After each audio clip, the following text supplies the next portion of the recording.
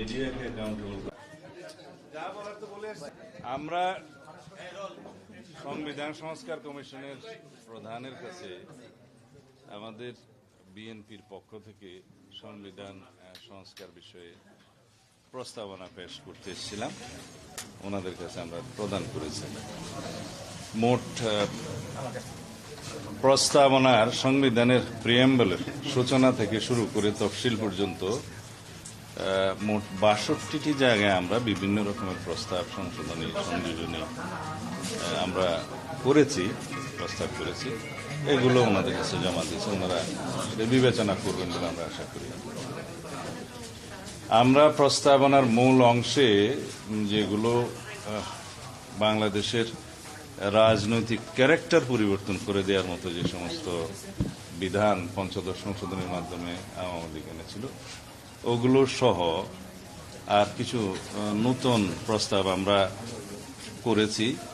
সেই প্রস্তাবের মধ্যে বাংলাদেশের বর্তমানে জনগণের আকাঙ্ক্ষা এবং জুলাই আগস্ট বিপ্লবের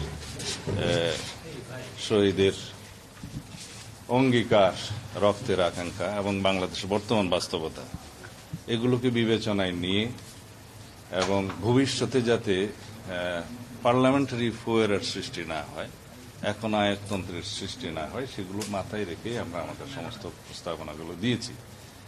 যেমন আমরা রাষ্ট্র ক্ষমতায় প্রধানমন্ত্রী এবং রাষ্ট্রপতির মধ্যে ক্ষমতার ভারসাম্য আনয়নের জন্য বিধান রেখেছি এবং পরপর 2বারের বেশি প্রধানমন্ত্রী পদে কেউ আসীন হবেন না সেই বিধান রেখেছি। আমরা নতুন করে পার্লামেন্টের উচ্চ কক্ষ সৃষ্টির বিধান প্রস্তাব করেছি এবং জুডিশিয়ারির ক্ষেত্রেও আমরা নতুন কিছু প্রস্তাবনা দিয়েছি যাতে অধস্তন আদালত সমূহের নিয়ন্ত্রণ সুপ্রিম কোর্টের হাতে থাকে এবং সেটা যথোপযুক্তভাবে নিয়ন্ত্রিত হয়। আর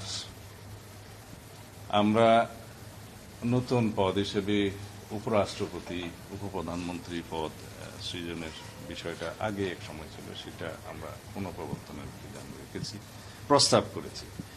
এইভাবে যে সমস্ত বিষয়ে মানুষের আকাঙ্ক্ষা বেশি, যেমন তত্ত্বাবধায়ক সরকার পুনঃপ্রবর্তন, এটা মানুষের 1 নম্বর আকাঙ্ক্ষা জনগণ, সেটা আদালতেও বিচারাধীন আছে, এখন রিভিউতে, আশা করছি সেটা মানুষের পক্ষে রায় আসবে।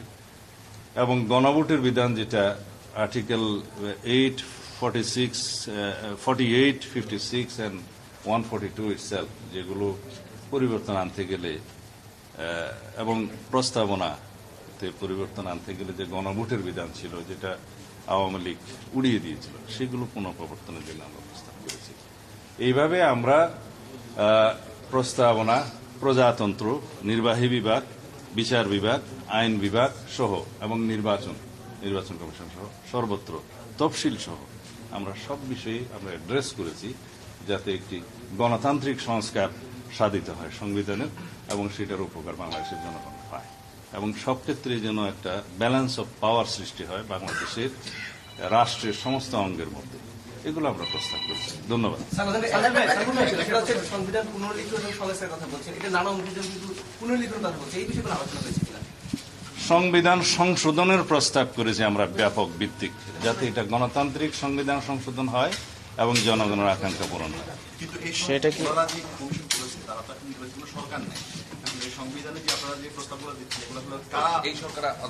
এটা খুবই স্বাভাবিক।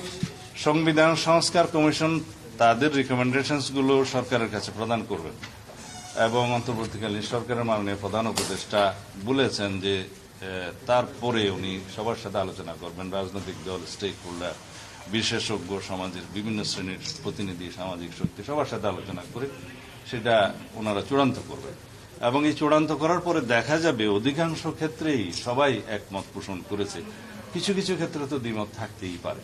তো যে সমস্ত বিষয়ে ঐক্যমত পোষণ হবে সেগুলো আমরা যদি অঙ্গীকার করি এবং নির্বাচনী ম্যানিফেস্টোতে যদি সেটা প্রতিফলন করি, তাহলে পরে সবার একটা অঙ্গীকার থাকবে যে পরবর্তী পার্লামেন্টে যারাই আসুক তারা সেই সংবিধান সেইভাবেই পরিবর্তন করবে। ধন্যবাদ।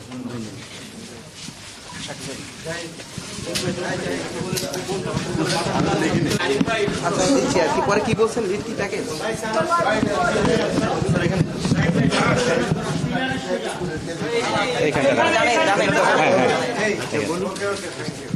শাকিল ভাই না পড়ে যাবে পড়ে যাবে পড়ে যাবে